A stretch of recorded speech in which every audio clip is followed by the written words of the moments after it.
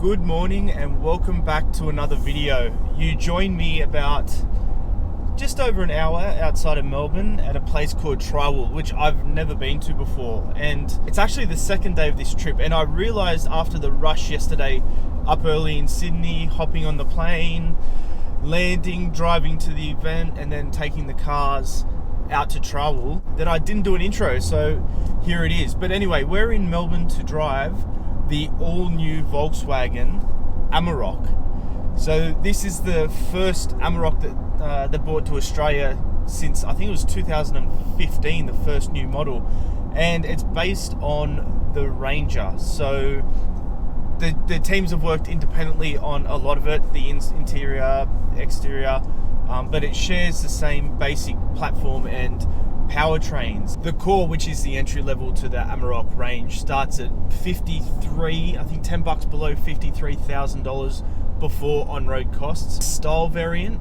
starts at 67, again $10 below. The range tops out for the Adventura at 80 grand. But anyway, today we're on our way, it's about a half an hour drive, and we're going to put it through its paces off-road, which I'm looking forward to. We've had a bit of rain actually not a bit of rain, it was quite heavy overnight.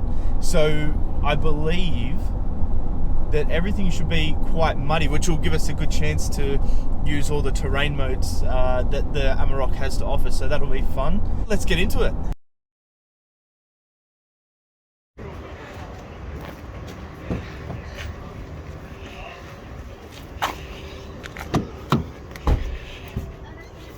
And we are on the road leaving Melbourne in the all-new Volkswagen Amarok. So for the first leg of this drive, I am in the all-new Amarok style, which Volkswagen have been quite adamant that it's going to be their best seller.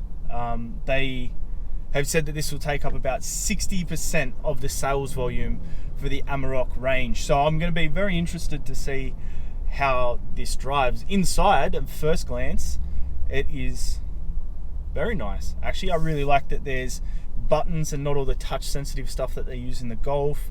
This huge 12-inch vertical screen is really cool, and so far it's easy to use. And this 12-inch digital instrument display is quite crisp and clear as well. So all good things to start with. So I've only been in this style for maybe half an hour. We've just been making our way out of Melbourne, and I'll tell you what, this is properly bloody comfy. This is the comfiest ute that I've driven on the roads at the very least. And these seats as well, these seats are just, yeah, wow. These seats are really, really comfortable. And we've had it sat on the adaptive cruise basically this entire way, and that's got the lane keeping and honestly, it basically just drives itself. So this has over 30 safety systems, and 20 of them are all new to the Amarok. It keeps the car centered in the lane, and it keeps speed really well, and even on descents it doesn't creep over the speed like you see sometimes. So I forgot to mention that we're in the V6 style, and I was gonna open it up a little bit and there's a truck, so let's do a take two. Like I was saying before I was rudely interrupted, we're in the V6 style, so let's see how it goes. 3, 2, 1.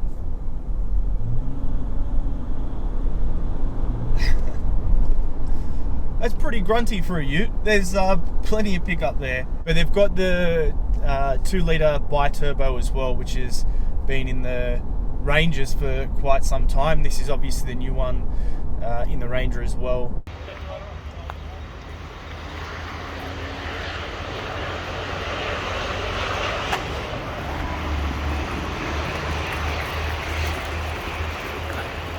Alright, so we're in car number 2 now, which is the silver Adventura.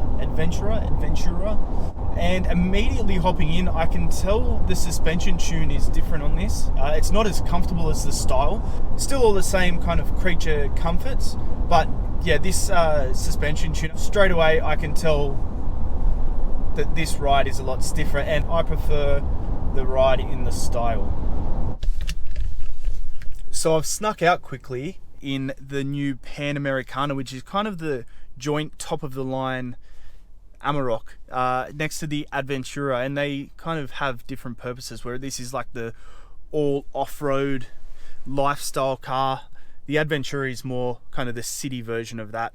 But anyway, you get a fair bit of kit, extra kit in this. You get these leather seats, you've got this leather look dash up here. Again, the 12-inch vertical touchscreen infotainment system, and that's got Android Auto, Apple CarPlay, everything. There's wireless charging down here as well. 12-inch driver's display, and it's completely customizable, which is really, really good. Harman Kardon sound system, which has 8 speakers around the cabin, and it sounds really, really good. I'm pretty sure there's a subwoofer in here somewhere as well. This is all really easy to use. There's the jump keys. It's a nice cabin. But I might jump in the back because, excuse my stuff, with the extended wheelbase on this Amarok, they say there should be a fair bit extra legroom for passengers, which is good because sometimes you can be a bit short of space in the back. So let's see. So if you would just excuse my stuff. Yeah, right. So that's my driving position. My knees are here, but I mean, for a ute, this is actually not too bad. There's plenty of headroom up here. I don't know if you can see, plenty of headroom. 12-volt socket down there. Armrest. Yeah, look, there's not a lot going on, but I like it, and everything feels pretty solid as well. All right, back in the front, let's hit the road. While I'm here, I'll show you the outside too. So obviously this is the PanAmericana, so there's plenty of badging. What do you get with the PanAmericana? Well, you get these black 18-inch alloys, you get these steps in black, the mud flaps, sports bars. This is the big V6 as well, so you get the big top of the line engine. If we come around the front, you've got these IQ matrix headlights as well. There's plenty of kit, extra kit on this PanAmericana, and it looks good. I tell you what, is it the best looking ute on the market at the moment? I don't know, you tell me in the comments below. Today we are going to take it off-road. We had a bit of rain last night, well, not a bit of rain, we had a fair bit of rain last night, so I believe it's going to be quite muddy up here, which will be a good opportunity to use the different terrain modes that the Amarok has to offer.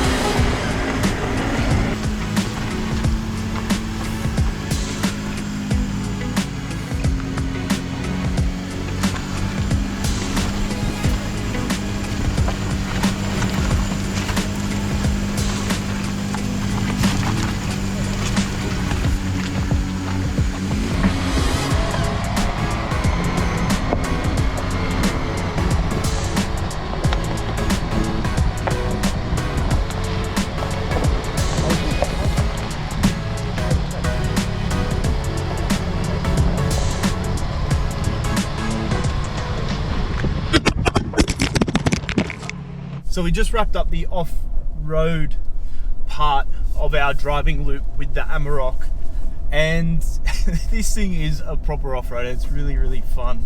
And honestly, we took it on some pretty, I'm not gonna say like massively serious tracks, but there was some pretty serious tracks, and this thing didn't skip a beat at all. It was really, really capable, and it was a bunch of fun as well. I've actually been really impressed by this new Amarok. The ride, the engine choices. Number one, you've got a broad range of choices, which is going to suit a lot of different people, but also just the refinement in them. Like they're quiet, you can't hear them. This cabin is quite quiet. I was on the phone earlier and someone actually tried to hop in the car because they couldn't hear that I was on the phone. And I don't know if you've heard this, but when you're at a set of lights or something and someone's on the phone and you can hear their entire conversation, that clearly wasn't happening.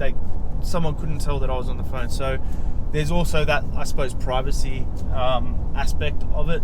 So that's it. We're heading back to the airport. We're going to get back to Sydney, and I will wrap this video up here. So thanks for watching.